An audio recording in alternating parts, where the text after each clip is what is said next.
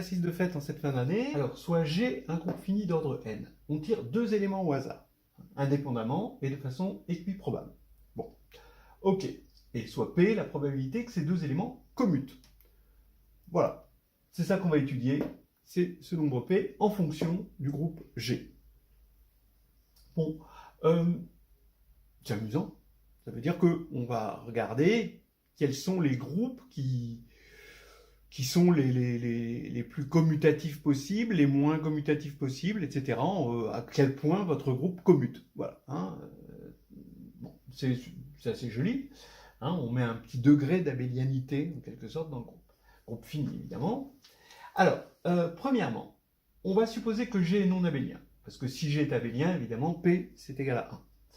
Et montrer que P, alors, est inférieur à 5/8. Donc ça, c'est intéressant de voir que, forcément, à partir du moment où il est non abélien, on passe d'une probabilité 1 pour abélien, et non abélien, on passe directement en dessous de 5/8. Il y a déjà cet horizon, quoi. On ne peut pas avoir un P, on ne peut pas jouer sur un curseur d'abélianité complètement libre de 0 à 1, en quelque sorte. Voilà. Deuxièmement, donner des cas d'égalité, c'est-à-dire des groupes finis, où on a P égale 5/8. Et puis, troisièmement, alors, calculer P en fonction de n et du nombre k de classes de conjugaison du groupe G. Effectivement, on se doute que ce nombre de classes de conjugaison va jouer. Regardez, K, si le groupe est abélien, eh bien, il y a n classes de conjugaison. Donc, P est égal à 1. Donc, vous voyez que, bon, en gros, il y a une formule qui est facile à deviner, mais maintenant, il faut essayer de la montrer. Alors, elle comprend tout. C'est ça que j'aime chez elle. Elle comprend tout ce que dit son papa. Hein, voilà. Alors, allons-y déjà pour la borne. Ben, P inférieur à 5/8. Pourquoi? Je vais appeler K l'ensemble des couples d'éléments de G qui commutent. Donc maintenant, je vais stratifier K par G. C'est-à-dire, je vais regarder à chaque fois, pour G donné, quels sont les H qui commutent avec G. Donc G fixé, je pose Z indice G, le commutateur de petit g, qui est l'ensemble des éléments de grand G qui commutent avec petit g, et qui est évidemment un sous-groupe de grand G. Et je dis que le cardinal de K, finalement, en stratifiant, je regarde tous les G de grand G, et je calcule le nombre d'éléments H, donc qui sont forcément là-dedans, et je vais avoir le cardinal de Z indice G. Maintenant, je vais décomposer cette somme. Soit G, petit g, est dans le centre de G, que j'appelle Z de grand G, soit il ne l'est pas. S'il l'est, alors les H, d'accord, qui sont dans Z indice G, ben c'est grand G tout entier. Tout le monde commute avec petit g. Donc, dans ce cas-là, il va y avoir n fois le cardinal, ou l'ordre si vous préférez, du centre. Voilà. Plus, maintenant, si G n'est pas dans Z de G, eh ben, je calcule le cardinal de Z indice G. Voilà. Mais, il se trouve que ce cardinal, c'est là où on voit qu'il va y avoir de la rigidité, en quelque sorte, c'est que ce cardinal, il ne peut pas être aussi grand qu'on veut, parce que si ce n'est pas G tout entier, d'accord, c'est-à-dire si petit g n'est pas dans le centre, alors, d'après Lagrange, ben, il va être de cardinal inférieur à n sur 2, d'accord, puisqu'il va être d'indice, il va avoir un indice entier, et donc il va être d'indice 2, 3, 4, 5, mais en tout cas d'indice supérieur à 2, puisque ce ne sera pas d'indice 1. Donc ça veut dire qu'on va avoir ici n fois petit z, ce que j'appelle petit z, c'est le cardinal de z de g, plus, ben là je vais avoir n moins z éléments, forcément, fois n sur 2, puisque j'ai majoré ici ce cardinal par n sur 2, puisque ce n'était pas n. Voilà. Donc maintenant, c'est facile. Je vais avoir ma probabilité, puisque c'est équiréparti. La probabilité, ça va être P est égal au cardinal de K sur n au carré, c'est-à-dire le nombre de couples possibles. Donc maintenant, en divisant cette inégalité par n au carré, eh bien, je vais obtenir que P est inférieur à 1/2 plus z sur 2n. Regardez, il y a une simplification qui se fait entre là et là. Voilà. Maintenant, c'est pas tout à fait terminé. Il va falloir voir que z sur n, lui non plus, il peut pas être aussi grand qu'on veut. Et regardez, il y a cette proposition, c'est un truc qui est un grand classique en M1. Si G sur Z de G est cyclique, alors G est abélien. D'accord? Bon. Alors c'est facile, hein.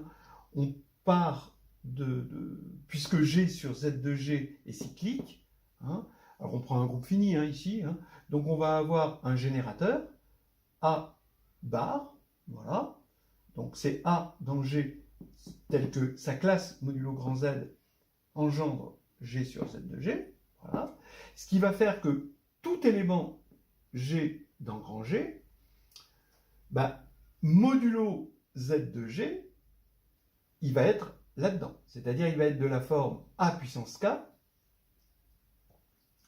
fois un petit z avec z dans grand Z. Donc, petit g va représenter, en quelque sorte, A bar puissance K, mais dans grand G. Voilà. Alors, maintenant, pareil pour G'. Et donc, vous voyez que vous allez avoir A puissance K Z fois A puissance K' Z', avec Z et Z' dans le centre.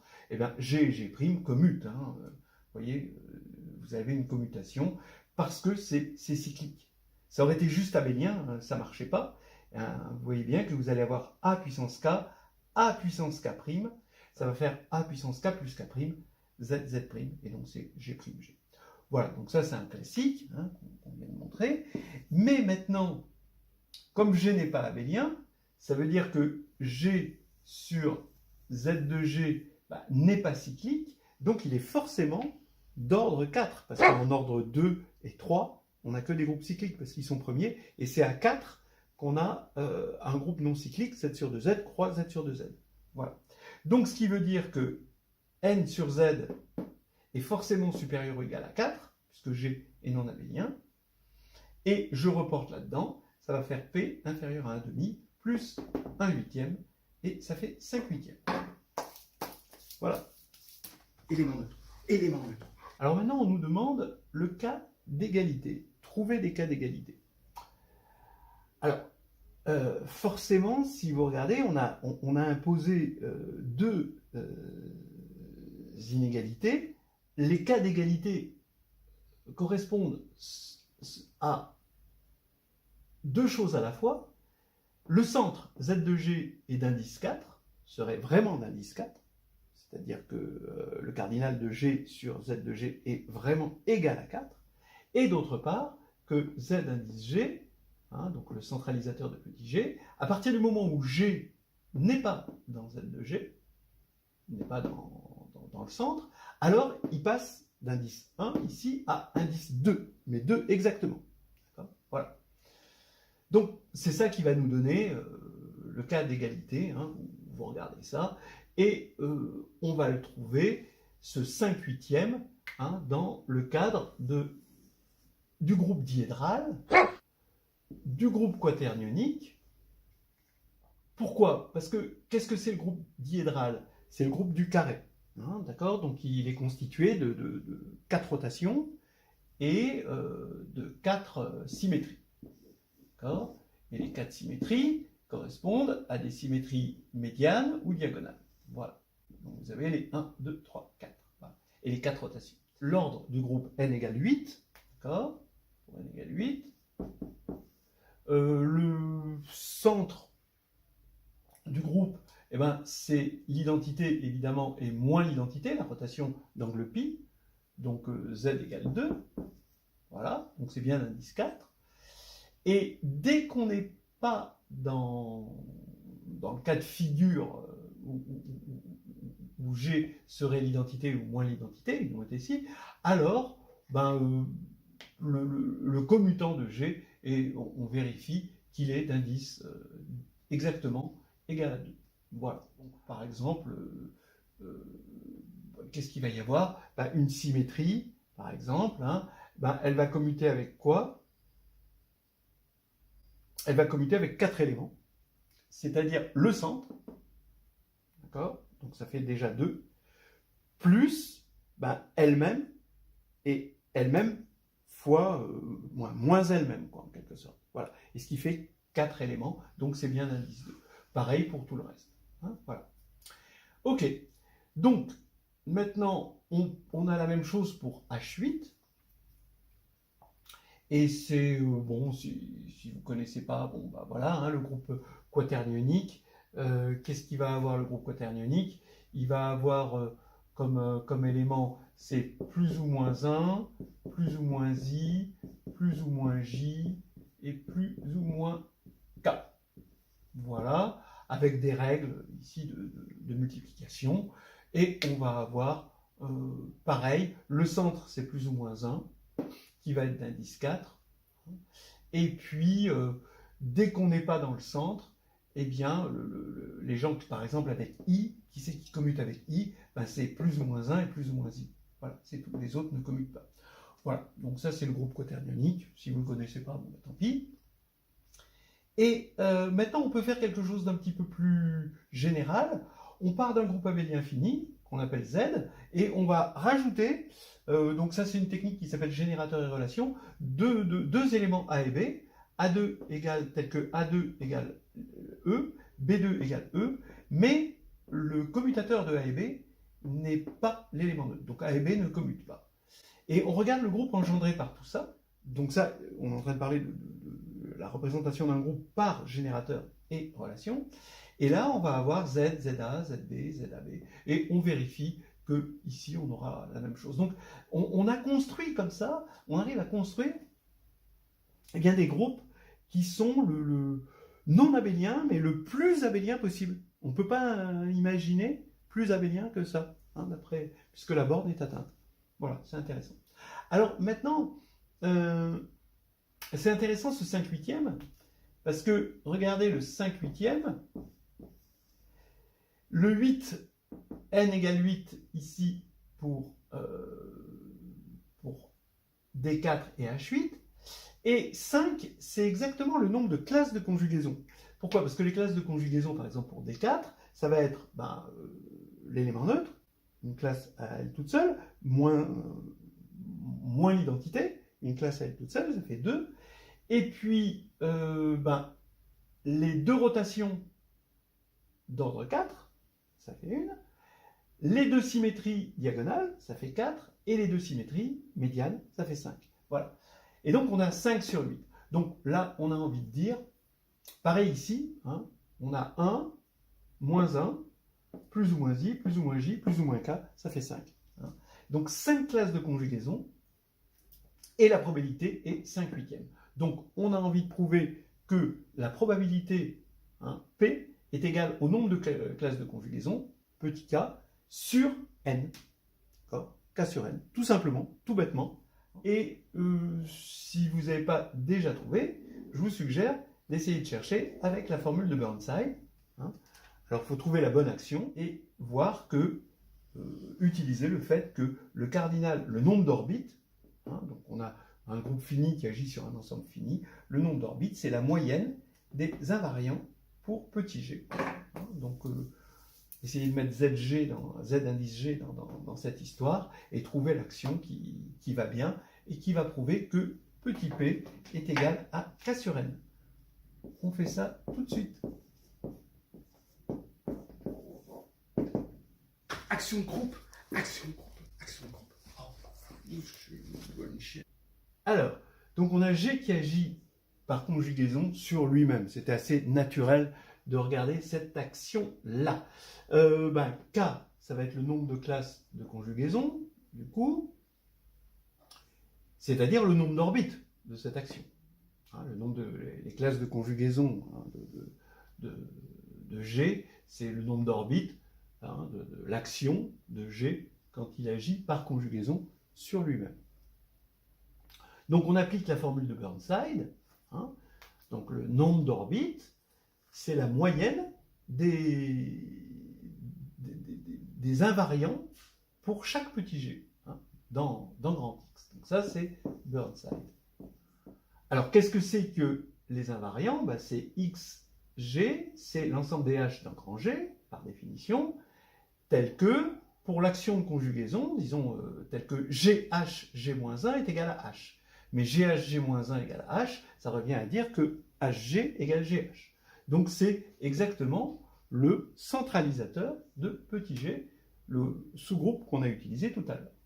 Donc maintenant la formule de Burnside, on l'écrit, c'est K égale la moyenne 1 sur n, donc des Z des cardinaux de ZG, des centralisateurs. Et donc ça fait 1 sur n, et là on avait vu que ça, c'était le cardinal de K. Donc ça fait 1 sur n cardinal de K, donc ça fait cardinal de K, c'est petit k fois n. Et la probabilité, on avait dit que c'était cardinal de K sur n2. Alors je vous rappelle que K, hein, c'est l'ensemble des couples d'éléments de G qui commutent entre eux. Hein. Eh bien, on va avoir P égale K sur n. Voilà, on l'a montré.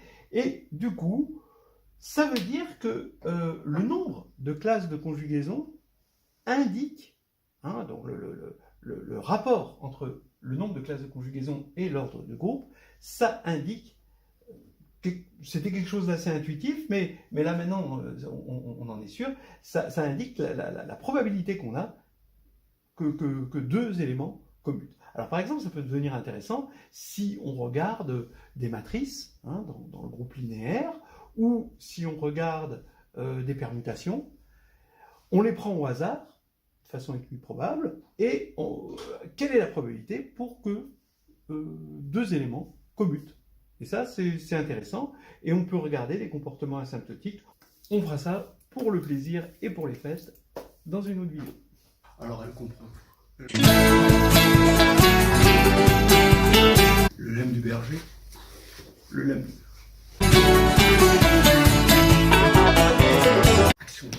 Action de groupe. Voilà, action de groupe. Alors, oui, alors donc, la théorie des cordes, là, c'est la spécialité. Ça c'est son grand truc.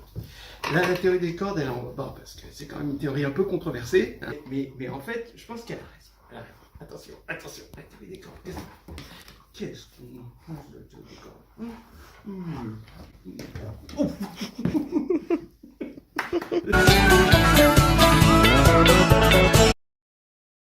Voilà, alors la vidéo qui parlait de la probabilité dans un groupe fini de tirer deux éléments qui commutent a eu beaucoup de succès.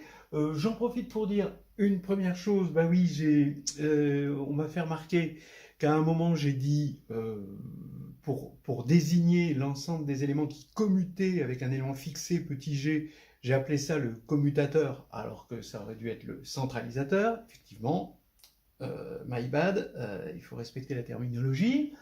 Et autre chose, on m'a demandé aussi si ça faisait, si ce thème-là pouvait faire un bon développement. Oui, mais il faut l'accommoder, évidemment. Par exemple, en démontrant le théorème de Burnside, ou alors en faisant ce que je vais faire là maintenant, c'est-à-dire en donnant un petit exemple concret. Et par exemple, ici, calculer ce qu'on va faire ici. Dans un corps, on a un corps K à Q éléments. Quelle est la probabilité de tirer deux matrices, toujours de façon indépendante et équirépartie, qui commutent dans GL2 de K? Alors bon, on se limite pour l'instant à GL2 de K. Alors K, corps à Q éléments, bien sûr, si vous voulez, c'est FQ, mais on ne va pas se servir vraiment de FQ, on va juste se servir que c'est un corps à Q éléments. Alors, on connaît la réponse. D'après ce qu'on a vu sur les commutations dans un groupe fini, il faut diviser le nombre de classes de conjugaison par l'ordre du groupe. On commence par l'ordre du groupe parce que c'est le plus facile. On sait que GL2 de K est en bijection avec l'ensemble des bases de K2. Et pour construire une base de K2, ben, on part d'un élément de K2, donc il y en a Q2, mais il est non nul, donc Q2-1. Et ensuite, on prend un élément de K2, donc Q2, mais qui ne doit pas être proportionnel au premier élément. Donc il y a Q possibilités, puisqu'il était non nul. Donc ici, ça fait Q2 moins 1, facteur de Q2 moins Q, mais à ce stade, ça devrait être quand même bien connu, cet ordre, et surtout la méthode qui consiste à mettre en bijection avec des bases. Maintenant, il reste quand même à calculer le nombre de classes de conjugaison. Et là, c'est que c'est joli, parce qu'on bascule directement sur ce qu'on appelle la réduction. Donc, on part d'une matrice A de GL de 2K, et ce qu'on veut, c'est trouver sa classe de conjugaison, et rien de mieux que de trouver sa réduite, on va dire de forme normale. Bon, on verra ce que c'est si vous ne savez pas ce que c'est qu'une réduite de forme normale, associée à la matrice A de départ. Donc, quels sont les différents cas? Il y a 3 cas, on va être en général, parce qu'on est sur un corps K, il n'est pas algébriquement clos, aucun corps fini n'a ce privilège d'être algébriquement clos, et pour cause. Eh bien, les 3 cas sont soit la matrice est diagonalisable, soit la matrice A est trigonalisable, non diagonalisable, soit alors elle est non trigonalisable. Bon, alors, si elle est diagonalisable, alors là, ça veut dire que, bon, on va avoir comme possibilité, on va avoir des valeurs propres qui sont dans K. Comme on est dans GL2, on va avoir ces valeurs propres, elles sont non nulles, forcément. Et soit alors il n'y a qu'une seule valeur propre, et diagonalisable veut dire ici que ça va être semblable à une matrice scalaire, donc égale à une matrice scalaire finalement. Soit alors il y a 2 valeurs propres distinctes. Et maintenant, on a pour l'instant 2 matrices possibles. Et maintenant, il faut voir que ce sont des matrices de forme normale. Qu'est-ce que ça veut dire de forme normale? Ça veut dire, d'une part, qu'on a réussi à ramener A à une de ces matrices, mais de forme normale, ça veut dire que 2 matrices de même forme, si elles sont différentes, ne seront pas dans la même classe de conjugaison. Donc, en comptant les matrices de forme normale, on compte les classes de conjugaison. C'est ça qui est important. Voilà. Il y a une bijection entre les matrices de forme normale et les classes de conjugaison, ici, les classes de similitude, puisque c'est de ça qu'on parle en ce moment. Alors, oui, effectivement, vous voyez, ça va être une forme normale. Si on a une autre matrice de cette forme-là, avec lambda, lambda, ou lambda prime, on va dire, eh bien, si lambda est différent de lambda prime, eh bien, elles ne seront pas semblables, forcément, puisque les valeurs propres sont des invariants de similitude. Alors ici, pareil, sauf qu'on a lambda et mu, et donc il faut prendre lambda et mu comme une paire, et non pas comme un couple. C'est-à-dire qu'on aura ici 2 matrices sous cette forme-là, peuvent être semblables tout en étant différentes, si on a permuté lambda et mu. Donc il faut regarder ça modulo permutation. Voilà. Alors maintenant, on peut, une fois qu'on a fait ces constatations, on peut regarder combien il y a de classes de conjugaison de matrices diagonalisables. Ici, il va y en avoir Q-1. Je vous rappelle qu'on a enlevé 0, donc il y a Q possibilités pour lambda, sauf 0. Et ici, il faut compter les paires et non pas les couples, lambda mu, d'éléments distincts, puisque s'ils étaient égaux, on serait dans le premier cas. Donc ici, on a Q-1, facteur de Q-2 sur 2. Voilà. Et quand on fait la somme, on obtient Q facteur de Q-1 sur 2. Voilà pour les diagonalisables. Maintenant, on va attaquer les trigonalisables non diagonalisables. Ce qui veut dire quoi? Alors, trigonalisable, ça veut dire que le polynôme caractéristique est scindé.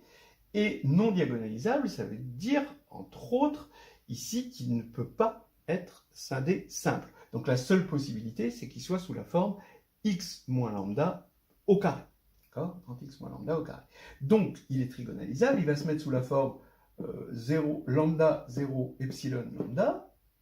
Mais là, on n'a pas une forme normale, parce qu'il peut y avoir plusieurs epsilon possibles qui donnent la même classe de similitude.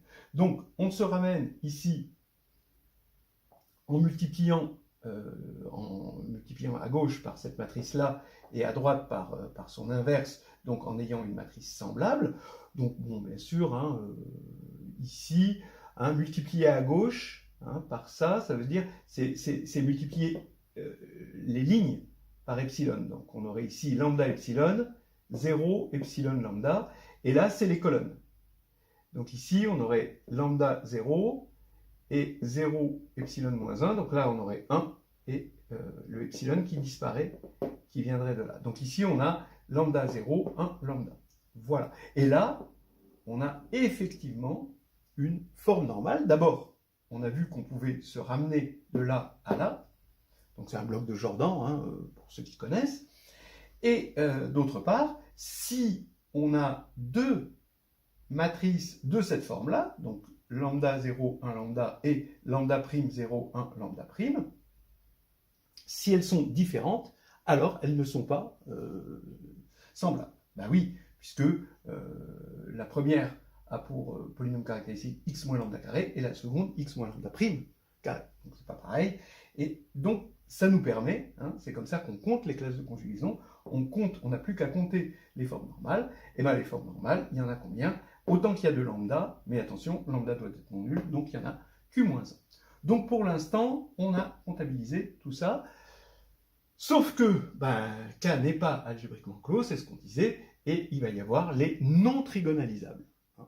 Alors, déjà, pour trouver quelque chose de non trigonalisable, ça veut dire que ben, le polynôme caractéristique, il n'est pas scindé. Mais étant donné qu'il est de degré 2, ça veut dire qu'il n'est pas réductible. Donc il est juste irréductible. Alors, on va partir d'un polynôme unitaire de degré 2 qui est irréductible, d'accord, avec A et B dans K, bien sûr, et on va dire que le polynôme caractéristique de A, c'est ce polynôme-là. Alors, on va chercher une forme normale. Vous le savez probablement, ça va être la matrice qu'on appelle la matrice compagnon. Hein. Et allons-y. Ici, vous partez d'un vecteur U non nul, quelconque, et vous regardez AU.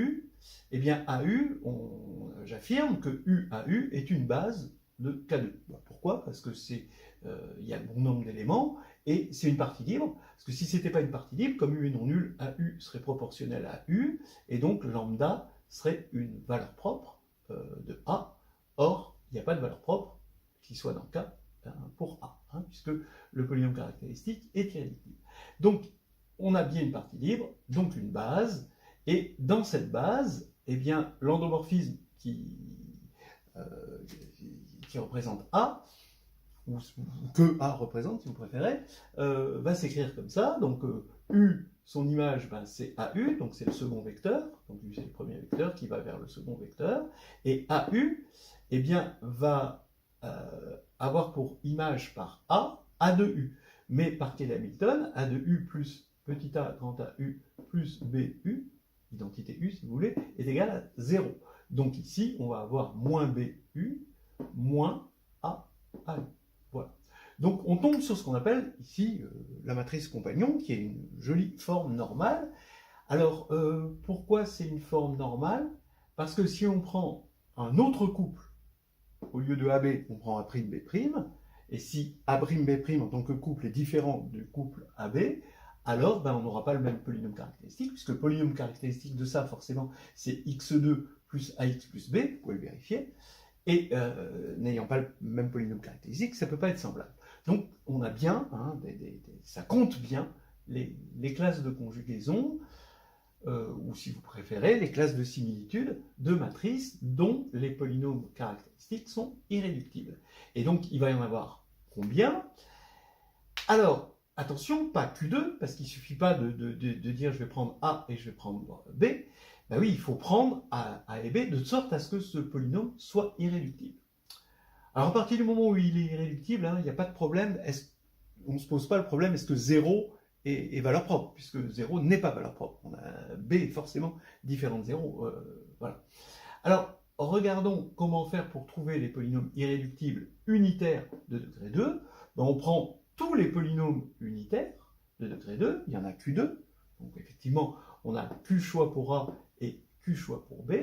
Mais maintenant, on retire les polynômes qui sont scindés. Donc soit ils sont de la forme x moins lambda carré, soit ils sont de la forme x moins lambda facteur de x moins mu avec lambda différent de mu, et on vérifie qu'on a q facteur de q plus 1 sur 2, tel polynôme. Donc, si vous préférez, q polynôme de la forme x moins lambda carré, et q facteur de q moins 1 sur 2, polynôme de la forme x moins lambda facteur de x moins mu, avec lambda et mu distincts.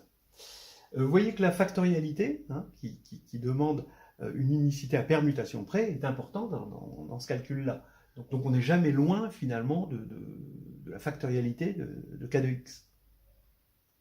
Donc quand on enlève ça, il nous reste q facteur de q moins 1 sur 2, polynôme irréductible de degré 2 et unitaire. Voilà. Donc autant, d'après ce qu'on a vu, de matrices de forme normale, comme ceci. Donc maintenant, ça y est, on a dit diagonalisable q facteur de q moins 1 sur 2, trigonalisable non diagonalisable q moins 1, et non trigonalisable q facteur de q moins 1 sur 2. Donc ça nous fait q2 moins 1. On a trouvé le nombre de classes de conjugaison, d'accord, dans GL2 de K. Alors maintenant, il n'y a plus qu'à faire un tout petit calcul et quelques palabres. Alors donc, conclusion, la probabilité, hein, c'est le nombre de classes de conjugaison divisé par l'ordre du groupe, et donc on a tout calculé, hein, Q2-1 sur Q2-1, facteur de Q2-Q, on simplifie par Q2-1, ça fait 1 sur Q2-Q. Voilà, on peut le vérifier déjà pour Q égale 2, donc on travaille sur le corps F2. GL2 de F2, c'est peut-être plus facile, hein, de voir ça comme des permutations. Je vous rappelle que GL2 de F2 agit sur F2 au carré. F2 au carré, c'est juste, voilà, hein, c'est le plan sur F2, et il y a 3 droites vectorielles. Donc c'est facile de voir qu'il agit sur ces 3 droites vectorielles. Donc ça nous fait un morphisme de GL2 de F2 vers les permutations des 3 droites. Ça fait S3.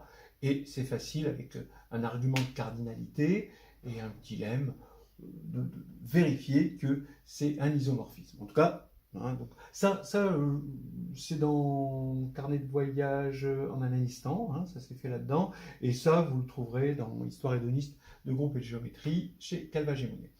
Alors, regardons ici S3.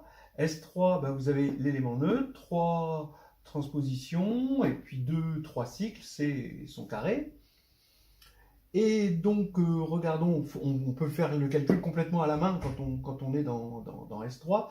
Ici, E, si vous prenez E, combien il y a d'éléments qui commutent avec E? Les 6, donc ça fait 6. Maintenant, une transposition, elle va commuter qu'avec elle-même et E, donc il n'y a que 2 éléments qui commutent, 2. Donc le centralisateur, hein, est d'ordre 2. Et donc, comme on a 3 transpositions, c'est 3 fois 2. Et là, pour C, qui c'est qui commute avec C? Uniquement E, C et C2. Et il y en a 2 comme ça, C2, ça fait 2 fois 3. Donc maintenant, on divise par 6 au carré, le nombre de couples qu'on peut faire dans S3. Et on tombe sur 18 sur 36, c'est-à-dire 1,5. Donc si Q égale 2, vous voyez bien que vous retrouvez 1,5, hein, 4 moins 2, ça fait 2. Voilà. Alors, autre chose quand même, est-ce qu'on peut aller plus loin? Parce que ça, on a envie d'aller plus loin. Pourquoi on l'a fait pour GL2? Vous avez vu que c'est quand même un sacré raccourci de s'arrêter à 2, quoi. Pour GLN, c'est juste un tout petit peu plus difficile. Ça reste de l'adrénaline pure, comme on aime en maths, hein, mais ça demande quand même le théorème de décomposition de Frobenius avec l'unicité, hein, parce que de toute façon, il va falloir connaître toutes les classes de conjugaison, donc il faut arriver au bout du chemin, hein, de la réduction, et le fin mot de l'histoire, hein, dans cette histoire de réduction, c'est un des fins mots de l'histoire, c'est le théorème de Frobenius. Celui-ci, il classifie tout. Donc il le faut, hein. Et bon, je pourrais le faire dans une vidéo, c'est moins difficile que ce qu'on pense, sauf que il faut ce théorème de Frobenius. Sans ce théorème de Frobenius, on peut rien faire. Et en fait, Si on appelle ça P2, pour dire que on est en dimension 2, alors Pn, bon, on pourrait trouver une formule ici équivalente, mais on veut savoir ce qui se passe pour Q tendant vers plus l'infini. Quand Q tend vers plus l'infini, donc quand le corps est assez grand, eh bien, on a un équivalent, ici c'est 1 sur Q2 évidemment, et bien pour Pn, on aurait quoi? Ben, c'est facile de voir que c'est 1 sur Q puissance, à votre avis, N? non. En fait, N2 moins N. Vous pouvez l'essayer. Mais bon, j'essaierai de le faire en vidéo, parce que c'est quand même très très sympathique. Là. La preuve utilise les séries génératrices, c'est très joli. Attends, regarde bien, ça va t'amuser. Figitus, figitus, zambre capon. Alors, donc, en cette fin d'année, c'est la fête. Bon, la fête du bonnet, mais ça va être la fête quand même. On va faire un petit exercice étonnant, hein, parce que, bon, c'est vrai que dans ces fêtes de fin d'année, on aime bien un petit peu étonner, mettre de la truffe dans le champagne. Et on vous propose donc ce que j'avais annoncé hier, de regarder les commutations non plus dans GL2 de K, mais dans GLN de K. C'est un petit peu plus dur, hein, c'est un petit peu plus dur, il n'y a rien à dire, mais c'est que du bonheur hein, quand même, hein, avec des techniques qu'on va voir qui peuvent étonner un agrégatif, parce que c'est peut-être pas dans la culture agrégative ce genre de technique, mais ça reste très très compréhensible. On vous demande toute votre attention. Le théorème. Donc soit A indice n, le nombre de classes de conjugaison du groupe GLN de K, où K, bon, c'est un corps, hein, donc de cardinal Q.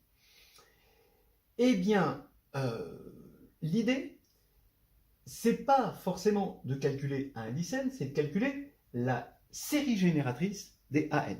La tagline hein, de la série génératrice, c'est que si on ne peut pas avoir un seul élément de la suite, on va les avoir tous. On va tous les faire rentrer dans le sac. Et voilà, ainsi plus petit, vous tiendrez tous dans mon sac. Et voilà le sac. Alors, donc ici, vous avez que la série génératrice, ici, alors Z c'est une variable, vous pouvez imaginer une variable complexe, hein, somme de AN ZN est égale au produit pour M supérieur à 1 de 1 moins Z puissance M sur 1 moins Q Z puissance M. Voilà. Q, hein, je vous rappelle, c'est le cardinal du corps. Alors déjà, ce résultat est particulièrement élégant. Hein.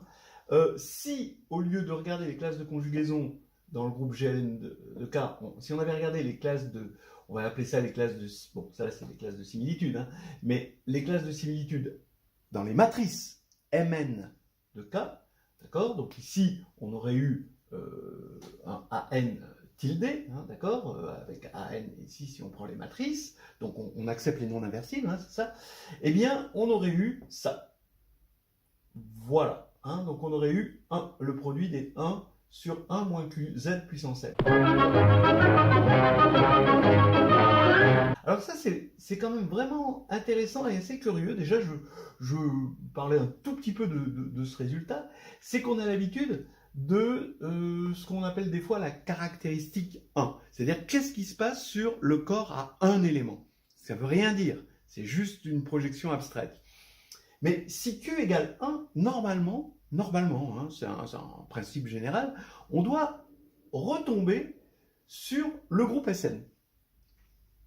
Regardez, si je fais Q égale 1, ici, eh bien, j'ai le produit de 1. Eh bien, ça fait 1. Et là, je ne tombe pas sur ce que je veux. En revanche, si je remplace GLN de K par Mn de K, alors j'aurai cette formule-là. Et quand je remplace Q par 1, j'ai le produit des 1 sur 1 moins Zm.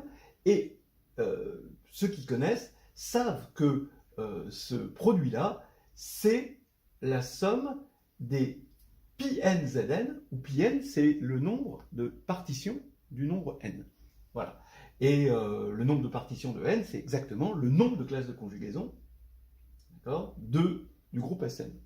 Donc c'est quand même assez curieux que cette fois-ci, ce soit l'algèbre des matrices Mn de K qui viennent, on appelle ça quantifier le groupe Sn et non pas GLN de K. Bon, voilà.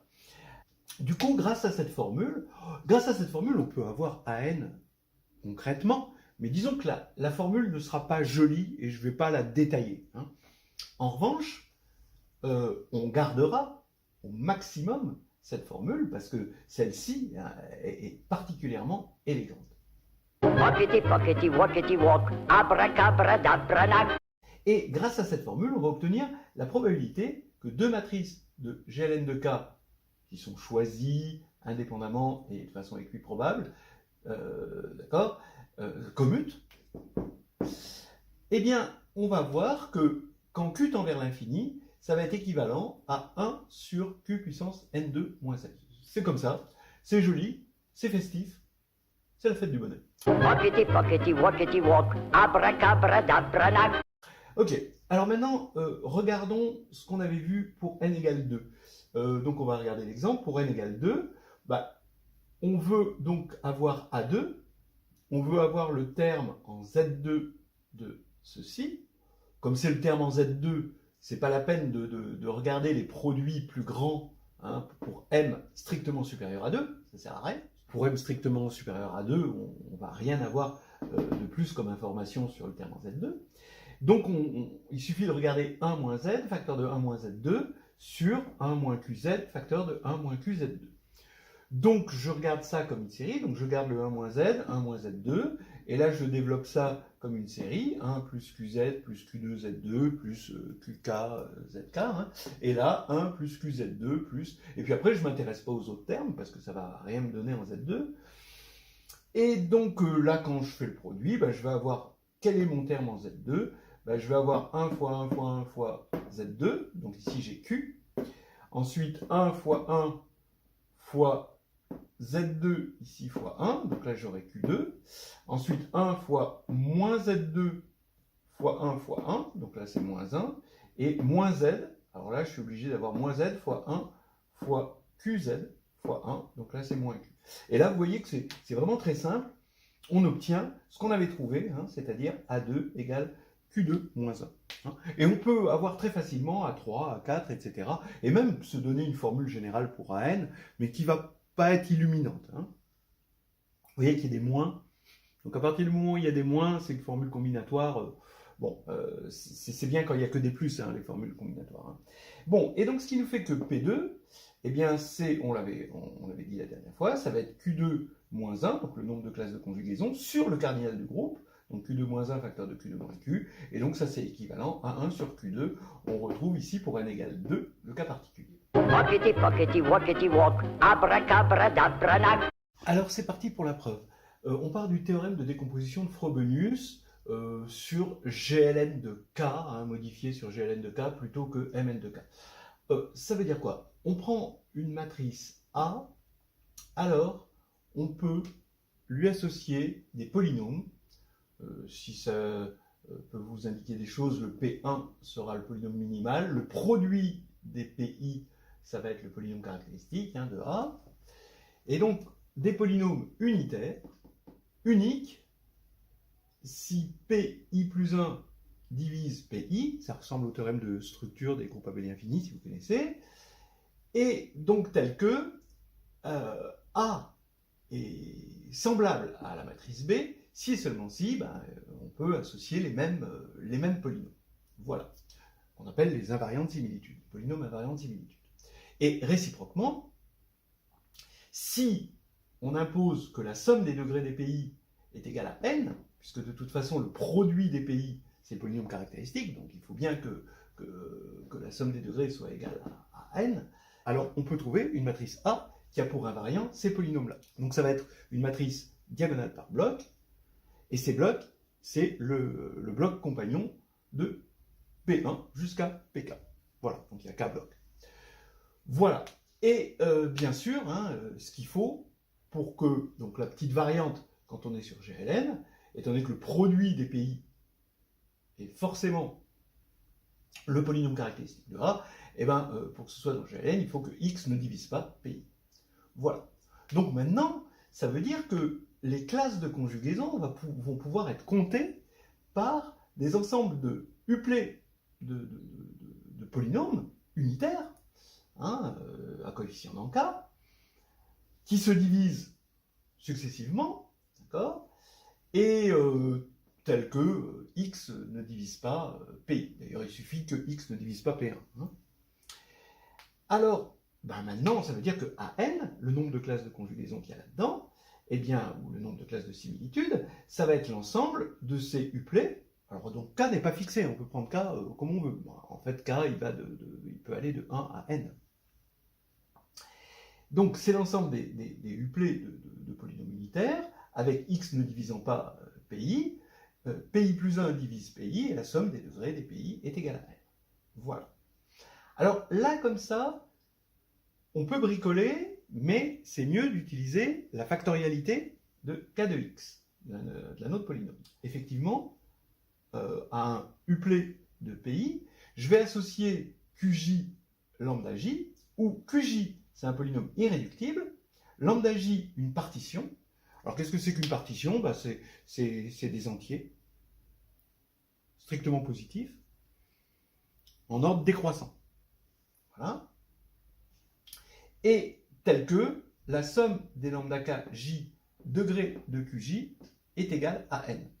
Alors donc, lambda J c'est une partition, donc c'est un ensemble d'entiers, hein, il va y avoir lambda J1, plus grand que lambda J2, plus grand que, etc. Hein, d'accord, et ici, on va avoir une somme de lambda Kj degré de Qj est égal à N. Voilà. Alors, comment on fait pour passer de là à là et de là à là? Eh bien, tout simplement, pour passer de là à là, ben, on décompose PI en produit d'irréductible, donc c'est la décomposition de l'anneau factoriel hein, en irréductible, bien sûr unitaire, hein, irréductible unitaire, et on a QJ puissance lambda IJ. Donc ici, on va avoir notre partition. Pourquoi? Parce que le fait que PI plus 1 divise PI va faire que lambda J I plus 1 va être plus petit ou égal à lambda J I. On traduit la divisibilité en termes de valuation, hein, comme on fait dans des anneaux factoriels. Voilà. Et inversement, quand on a ces QJ, eh bien, on retrouve les PI.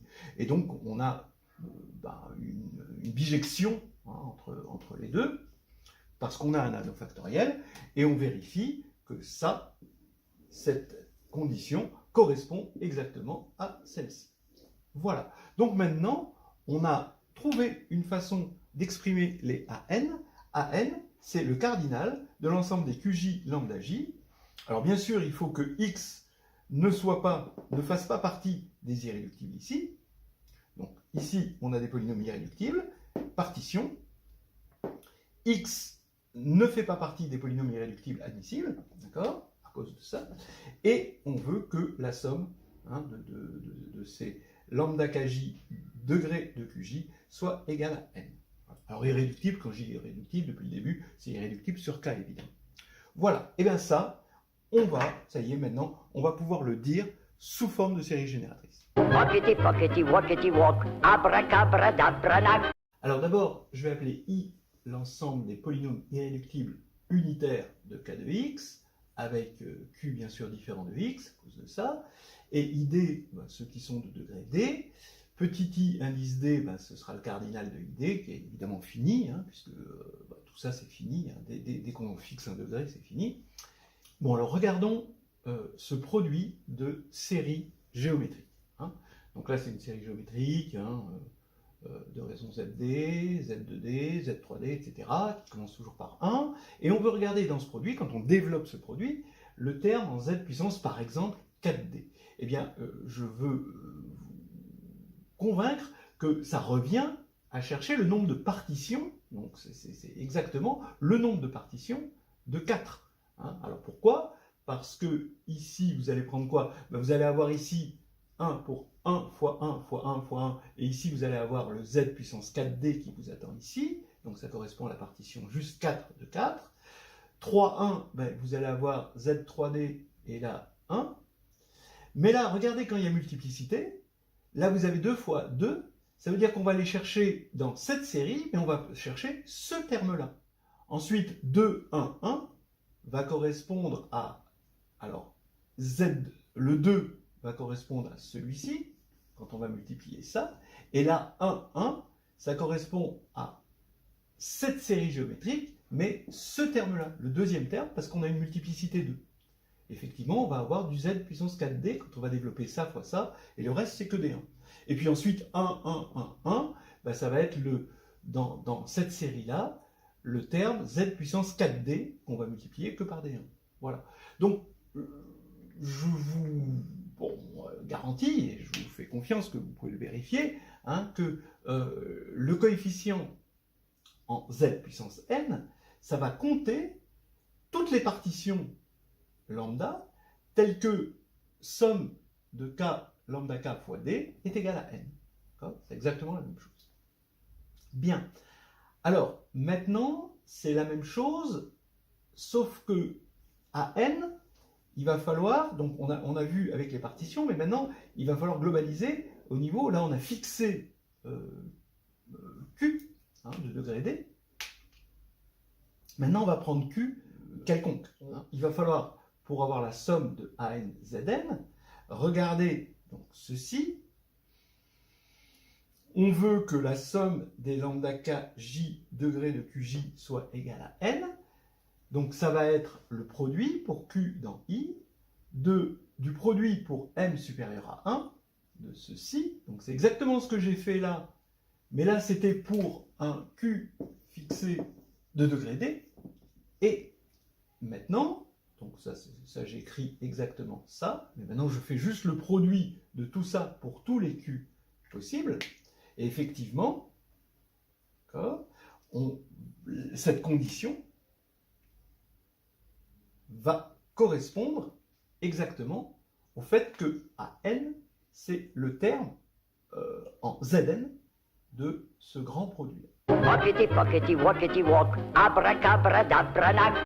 Alors maintenant qu'on a obtenu cette égalité-là, on va regarder ce qui se passe juste pour m égale 1. Alors, pour m égale 1, on regarde le produit pour q appartenant à i, donc c'est des irréductibles, de ces sommes-là.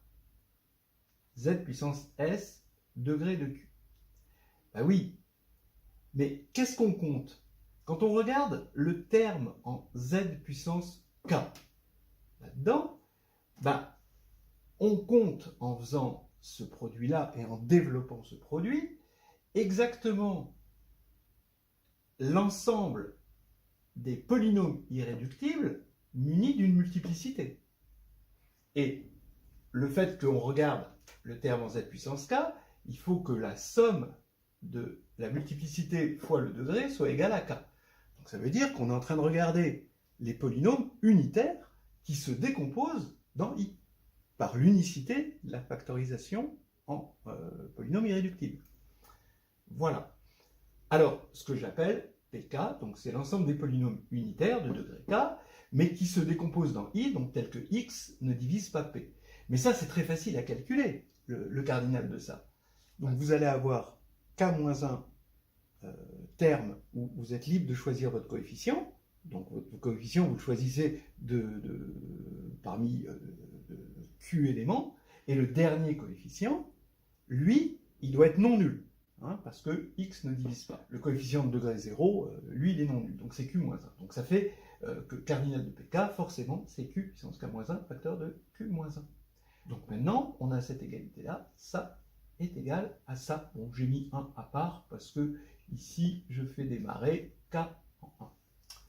Voilà. Donc, au final, ça nous fait que la somme ici, quitte à échanger ici m et q, je vais avoir le produit de m supérieur à 1 de ces choses-là, mais où cette fois-ci, j'ai substitué z en z puissance m.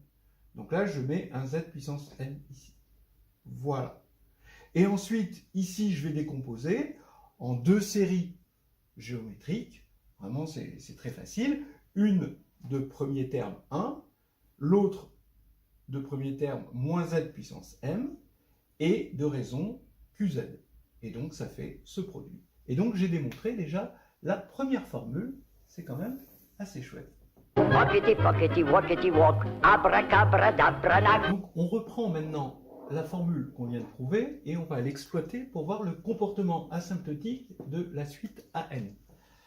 Pour ça, je substitue Z, je le remplace par Z sur Q. D'accord? Voilà, ça me donne ça. Maintenant, je regarde le membre de droite et je vois que pour M égale 1, je vais avoir 1 moins Z. Donc je passe ce 1 moins Z de l'autre côté. Voilà. Et qu'est-ce qui me reste au membre de droite? Ben, on va avoir pour M égale 1 moins Z sur Q. Voilà. Mais le 1 moins Z, il est passé de l'autre côté, donc il est là. 1 moins Z2 sur Q2. Ensuite, au dénominateur, pour M égale 2, 1 moins Z2 sur Q, etc. 1 moins Z3 sur Q3, 1 moins Z3 sur Q2, etc., etc. Et on se rend compte que ce qui reste au membre de droite, quand on va poser Z égale 1, ben ici, Z égale 1, du coup, on va avoir ici une simplification entre 1 moins 1 sur Q et 1 moins 1 sur Q. Là, 1 moins 1 sur Q2 et 1 moins 1 sur Q2, etc., etc. Simplification terme à terme. Quand on fait Z égale 1, on obtient exactement ce produit est égal à 1. Donc ça, pour Z égale 1, ça va être égal à 1.